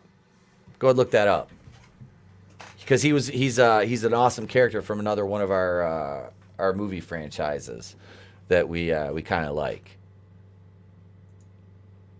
Michael Gross. Michael Gross. From Tremors, Bert. Bert, the one and only Bert Gummer. Yeah. Who was married to Reba in that, which I liked Reba. I admittedly, I used to have, like, when I was probably like a young teenager, I thought Reba McEntire was kind of hot. 6 movies of these? I own all 6 of them. My in-laws bought them for Trey. Sometimes they come back again? I didn't realize that. I haven't seen that in forever. It's a good movie. I have not seen that one in forever, dude. That has been a. I've only seen the first 3, I want to say. Oh yeah, they get really, really stupid. Because the 3rd one is the one with the axe blasters in it, isn't it? They're in like a couple of them. I want to say. Well, the first one that they're in. Yeah, it's the third. Yeah, that's where I dipped out. Because then after that, doesn't it go back in time or some shit? One of them does. I want to say. it was very, very, very fucking bad. Like, the movies were not good at all. Wait, the remake of Silver Spoons, the black kid asks for a train, and his grandpa gives him a lecture about how trains are racist. They buy him a rainbow pony instead. Reba is an ear grapist. God damn it. I didn't say I liked her. I didn't say I liked her music. She was on that other show too, with Steve Howie. Well, Reba was the name of the show. Because I used to watch it with my ex. Jesus Christ. I don't even know why. John Heder, fucking Napoleon Dynamite is in the one that was in 2022. Yeah. Wow. Yep. His career sunk really far.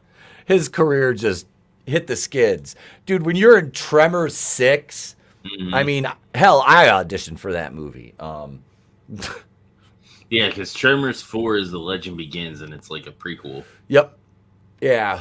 I couldn't remember. I knew it was like either 4 or 5. Yeah, that's when I was like, I don't give a fuck. Why are we going back in time for fucking Tremors? Like, yeah. Trey liked him. He enjoyed him, so I was like, all right, so I sat down and we binge watched them all one day, and oh god, Hail Godzillionaire is the first two. The first two are the best. Yeah, the second one is still acceptable, absolutely. Godzillionaire says, when are they making a woke Tremors reboot called Literally Shaking? They did. The last one that they made was called Shrieker Island, so yep, that's you could use that as a woke name as well. You got all the SJWs just falling out. They're just playing videos of Trump on loop. It's like Guantanamo Bay for weirdos. Yep. They just play Trump fucking speeches on loop 24/7. Brutal Morningwood says, personally, I think I'd make a great ass blaster.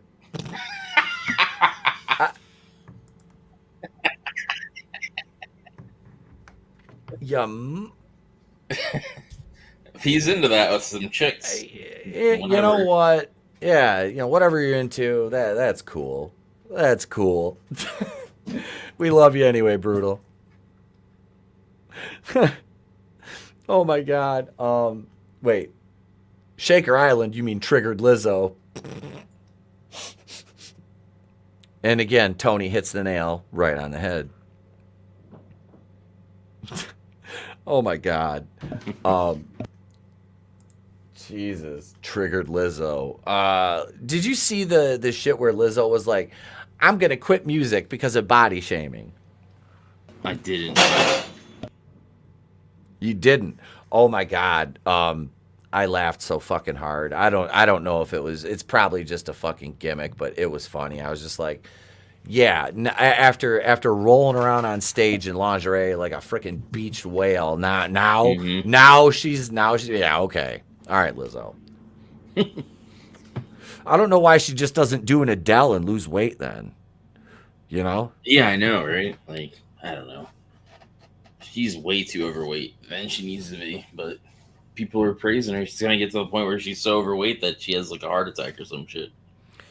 Yeah. What they say, the human heart is as big as a fist. Mm-hmm. So, I mean, that's a lot of blood to pump through a body when you're talking about, putting a 4-cylinder in a fucking deuce and a half. Mm-hmm. For an automotive reference there. Which is worse, Sharknado or the Tremors sequels? The Tremors sequels. I love Sharknado. I never seen them, but they look terrible.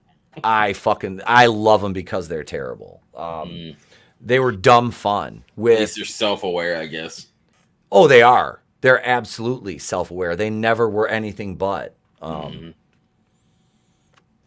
That's the beauty of the Sharknado franchise. I know Tony hates those, but the wife and I used to make like an event out of it, kind of. You know what I mean? Like we would both make sure we were free that day when they were premiering on Sci-Fi, and we'd get stoned and just fucking binge eat on garbage and watch trash Sci-Fi movies, originals. The death of Sci-Fi channel.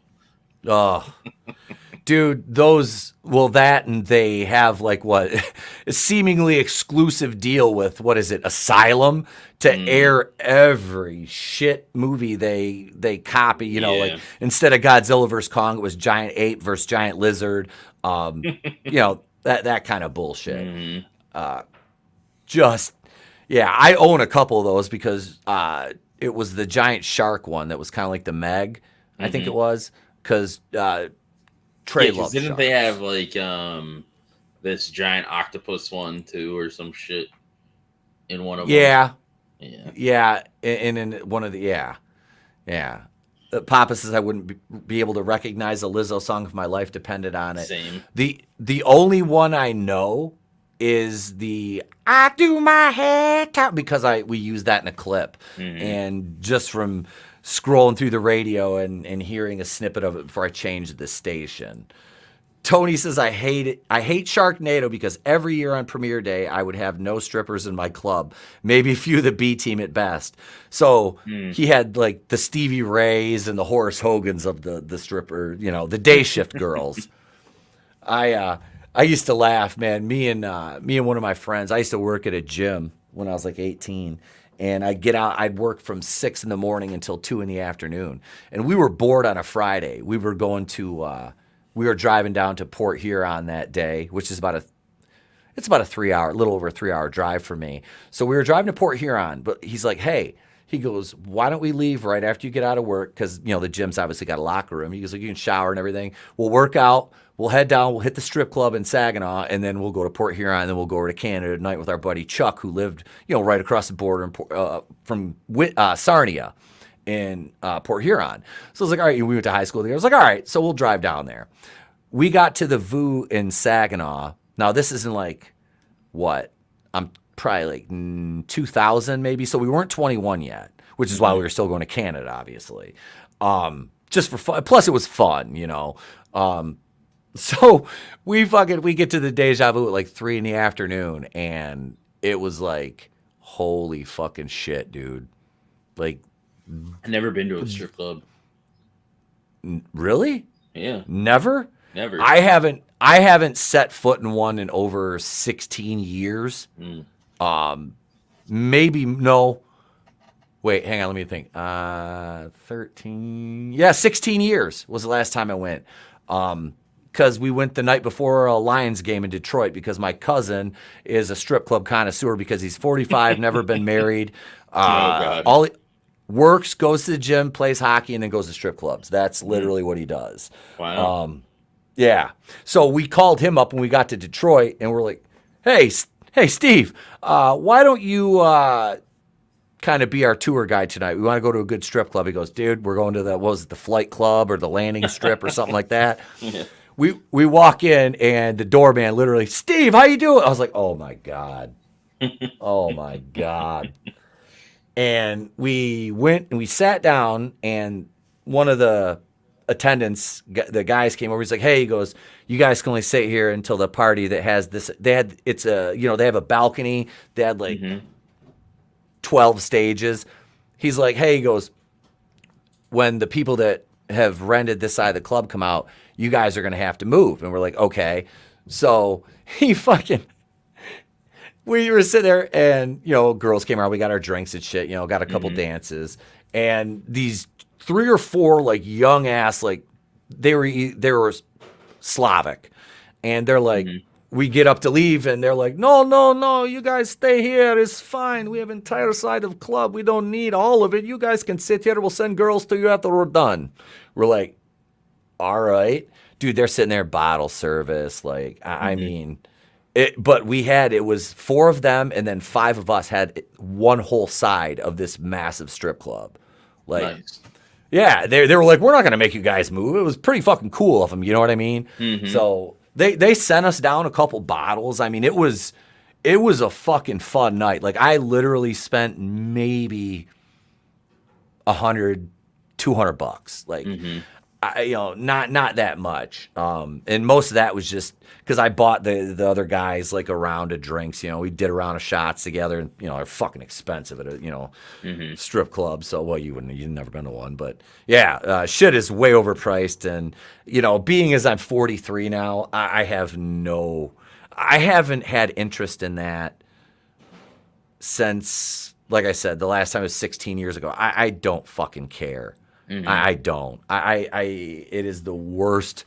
I have much more important things to spend my fucking money on than some fucking 20-something with daddy issues because she wants to pay for her fake tits. Get the fuck out of here. I don't care. I don't. It's bad enough that Snow has managed to teach me the lyrics to WAP. Oh. Wait, WAP? That's this guy's kryptonite. I don't like WAP. I don't like wet ass pussy. My wife's drier than Sahara. That's actually healthier. I'm Ben Shapiro, The Ben Shapiro Show. Subscribe to DailyWire.com for great movies like Terror on the Prairie starring Gina Carano. There we go. That's funny. There's our Ben Shapiro over there. Sharktopus. I remember those. Hey, have a good one, Tommy. Take care, brother. The roofers are loud as hell. I need to get out of here. Yeah, that's next on the list. I have my roof that's ready to be done on the Wakuian compound. Let's see. My interview at Babes was my second time in a strip club. The first time I went, I graduated that May. We're talking May of '98. My strip club timeline here. I remember this because like one of my my best friends had graduated when I was a freshman. We have known each other since we were little kids, and him and another buddy of his that was a couple years older who I had known since I was like 13 or 14. Were like, we'll take you. I'm like, all right. So, because they knew all the girls, because they went all the time, because they never got laid, And I'm like, well, I actually get ass. I don't really know I need, but all right, whatever. So we went. It was the first time. It's fun, and it's funny too because one of the guys that I hung around with that was like friends with my buddy Mike and Tim, who were the guys I went with, is actually upstairs cleaning the vents right now. He works for the company that's cleaning the vents. He pulled in my drive. He's like, holy shit, that's Etep. I haven't seen him in close to 15, 16 years either. So it's kind of funny. But no, so we went in there, and I ended up getting a lap dance from this chick. And, yeah, like the next week I was smashing.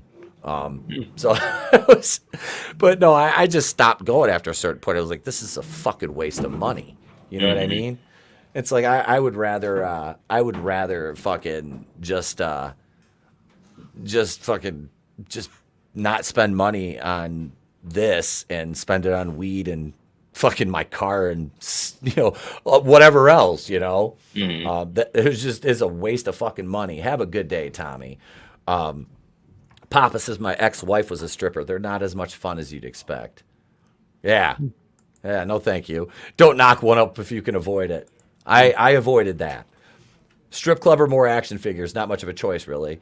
See, back then I wasn't buying action figures, though. It was just, it was weed and, like, car audio stuff in my 20s. That was, in my bills, that's where my weed went. My weed went. That's where my money went. No, they were much simpler times. I'll tell you that much. But no, that whole thing, like, and then I stopped myself because me and that chick almost moved in together at one point. Yeah, I can only imagine how much different my life would have been.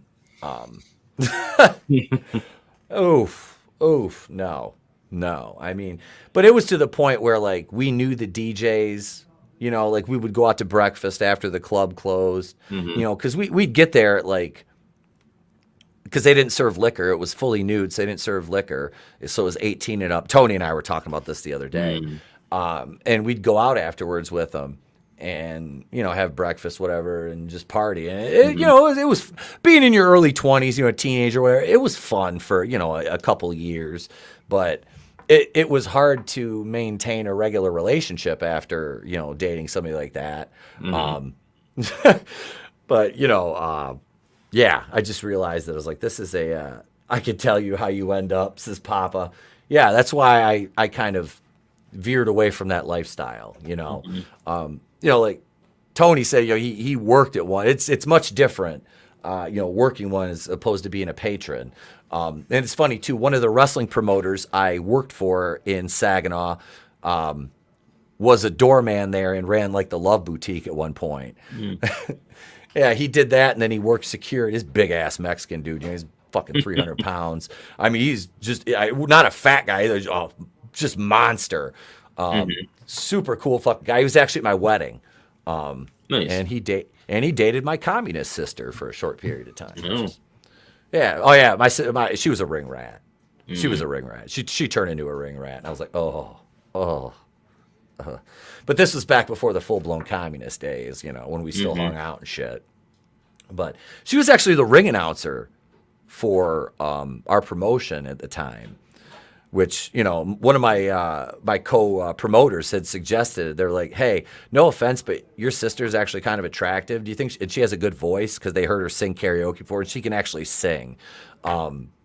It's funny, both my sisters are like very musically gifted, and I am not at all. But so she was our ring announcer, and she'd sing the national anthem before the shows. So it was kind of nice back then. But yeah, that's a little walk down memory lane with Etep. But yeah, so we don't have the wrestling tonight, do we? No, because I work tonight. We'll do those Monday leading into going in Raw. What time are you planning on doing that Monday? Like 7, I think. 7, 8. Wait. What time is your show start? 8:35 Eastern.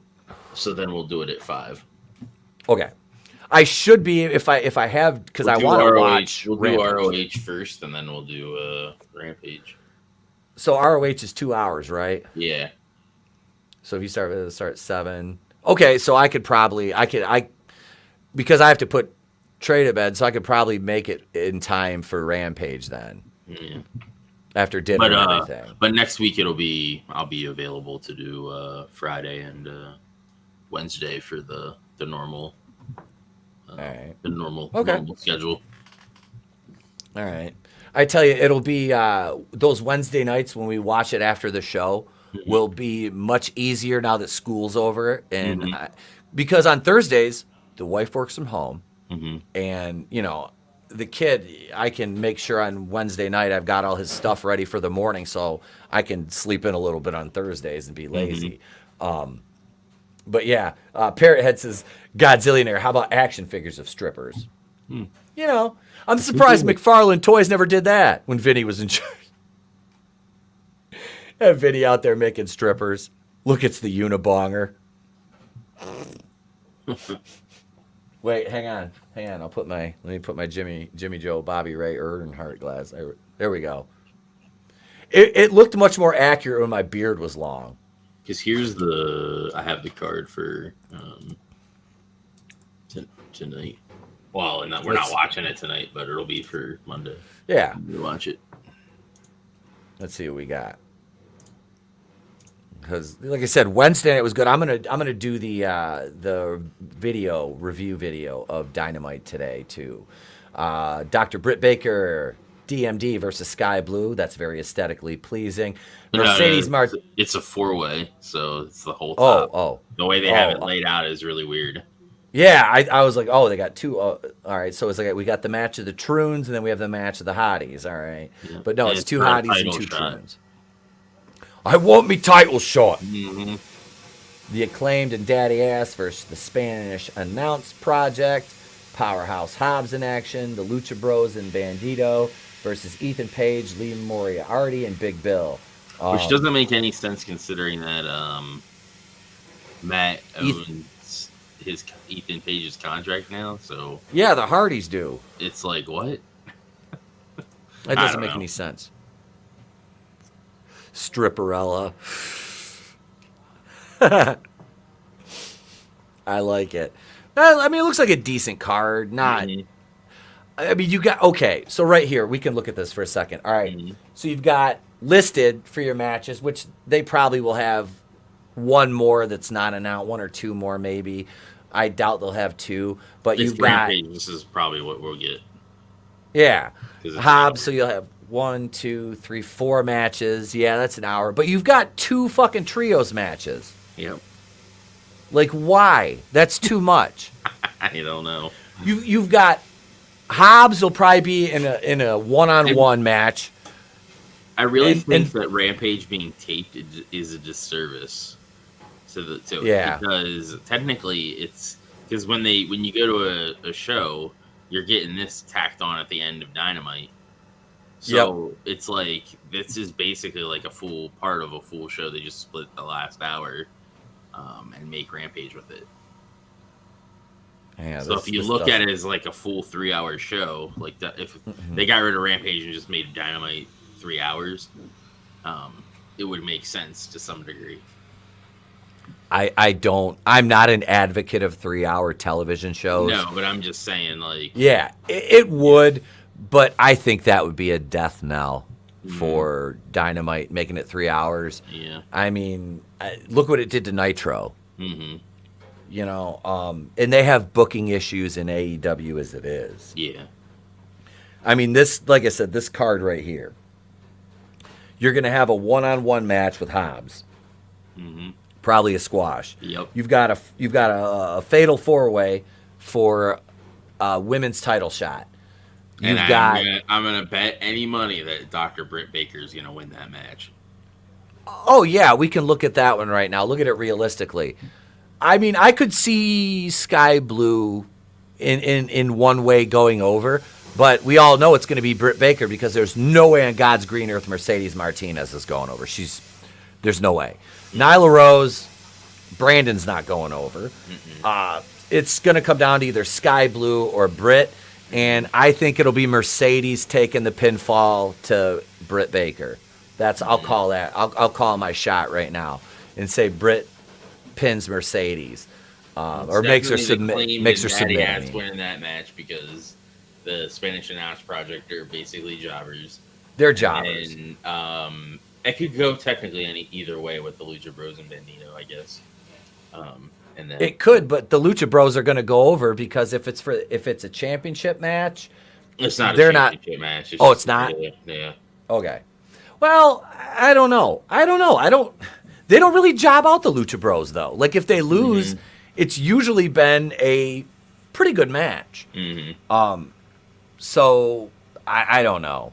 I'll take the Lucha Bros in that one. I don't know who's gonna score the pin in that one, but I'll say probably Ethan Page takes the fucking L, because they are making him look stupid right now. So he'll take the L, which sucks because I kind of like Ethan Page. I do too. I do. I like him. I think he's got a lot of potential, but like I said, he needs to work on his body, and they're not going to book him right. They won't. You know, I mean, look at Big Bill's a fucking joke. Yep. I mean, that guy's they made him. It's funny because I was reading something where he's over with the fans right now, so maybe down the road we'll get something with him. Yeah, maybe I mean, what do you think he'd work as a face if they did a face turn with him? I don't know. He worked as a face. See him as a heel, but I like him as a heel, but I don't like the fact that they put baby faces like Orange Cassidy over on him when he's 200 pounds lighter. Yeah. I mean, that's stupid. Should have him in Lucha Bro fight or Luchasaurus fight. That would be actually both good. Big monsters. Yep. monoTony. Oi, I want me tune whore. Eddie Murphy. Oh God. He got arrested for that, picking up that transvestite hooker. Tony says Rampage is obsolete with Collision debuting. Yeah, kind of. Yeah, it could be. You know, I just think it should be live. Like the fact that it's not live is like kind of a detriment to it. Because if it was live, they could book it like an actual show and not like just something tacked on to the main show. Yeah, continuation of the card. So you don't have to worry about, well, this guy already worked a match on TV tonight. You know, what's the crowd gonna think if he comes out and works another match? So yeah, because this means these guys can't be on Dynamite. Honestly, that's the thing, is like you book your shows, your locations, your venues in conjunction with each other regionally for Dynamite and Rampage. So you're traveling from, say Illinois to either Michigan or, Wisconsin, something like that. You've got a decent doable travel schedule for all your ring crew, your equipment and, your setup and all that. I don't understand why they don't do that. And then, make Rampage live. And that way, your talent can appear on both shows. Because Dynamite's live, right? Yeah, but Dynamite is live I'm pretty sure for the most part, all the time it's live. So you could do two live shows like that. Well, 3 and then your Saturday roster is going to be different anyway. So your Saturday guys aren't going to be on Monday and Wednesday. So you've got 2 traveling crews. You know what I mean? You've got your ring for Saturdays Wednesday or and Friday. Wednesday. What I say? Monday, Wednesday. Monday and Wednesday. Jesus Christ, I'm thinking my shows. No, for Wednesday and Friday. You got one crew that goes on those rounds. Then you've got your Saturday crew. What's up, Keemon Bell? Hail, brother. Welcome. We're just kind of wrapping it up here. I think Finn Wolfhard could be lying about his character surviving the last season because I feel like the Duffers might be sacrificing his character Mike just to piss us off and make us mad. I don't know. Like I said, I'm still holding to Will dies, and possibly Mike's family, like his mom and dad. I don't think Nancy will die. I think he'll probably lose one of his parents at least, probably the mom, because she has more character development than the dad. I mean, the dad is just there. And I saw him. For who? Mike? Mike, yeah. Yeah. I saw. Keep biting the dust because he's just kind of there. Yeah, he's just there. So if he died, really nothing of value would be lost. The mom might, hit some of the viewers because she's had a little bit of development, outside of looking smoking hot. And what was that, season 2 or 3? Season 3, because Max came in season 2. Yep. Yeah, and that was the deal with Billy when he was the lifeguard at the pool. Yeah, she looked like a smoke show that season. Hey, have a good one, Tolbat. Just DM me, brother. Gotta get ready for work. Yep, gotcha, man. Yeah, we'll wrap up here. Let Draven get some sleep. Will's gonna die, but like I said, I don't see Mike dying. Maybe his parents and such, but yeah. So that'll do it, gang. I'm gonna shoot a couple of videos. I will probably have the AEW Dynamite review out, and I'm gonna shoot one and edit it to upload here, just a pop culture video. And I'm going to shoot some between, I don't know, I might, it's supposed to rain this weekend, of course. I'm supposed to get my boat either tomorrow or Sunday, so it's supposed to rain. So I will probably end up going to Flint tomorrow. We'll do Saturday night's main event tomorrow. I'll be home in time for that, definitely, because I don't want to be in Flint after dark. They have their water fixed yet? No, I'll be taking bottled water with me. But no, how many years has it been? Forever. Jesus Christ. Yeah, that's still all fucked up down there. But yeah, thank you everybody in the chat. Thank you all 70 channel members. I'm working for a thank you video for you guys out there. Thank you, Draven, for being here, man. Appreciate it. Yep, anytime. And for the rest of you out there, I'm Etep Wakuian from The Place to Be Reviews. We've been here with all of you. We don't see you. Have a great day, a pleasant tomorrow, and we'll catch you on the next one. It's better to burn out than to fade away. I could do this all.